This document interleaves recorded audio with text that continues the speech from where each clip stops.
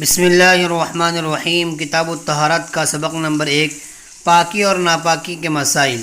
نیا کپڑا دھوئے بغیر پہننا۔ سوال، کیا فرماتے ہیں علماء دین مفتیان شرع متین مسئلہ ذیل کے بارے میں کہ کیا نیا سلا ہوا بغیر دھلا کپڑا پہن کر عبادت کی جا سکتی ہے، جبکہ وہ نیا سلا ہوا لباس ظاہری طور پر صاف ستھرا اور گندگی و غلاظت سے پاک و صاف ہے؟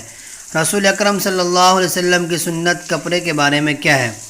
بسم سبحانہ و تعالی۔ الجواب وباللہ والتوفیق۔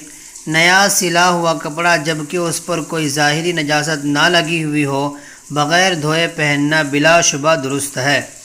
من شک فی انائہ او ثوبہ او بدنہ اصابتہ نجاست او لا فہو طاہر ما لم یستیقن۔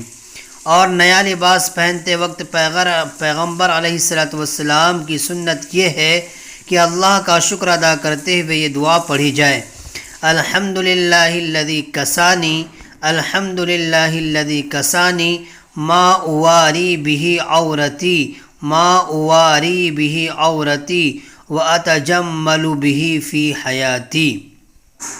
یہ دعا پڑھی جائے۔ یہ طریقہ ہے آپ صلی اللہ علیہ وسلم کا نیا کپڑا پہنتے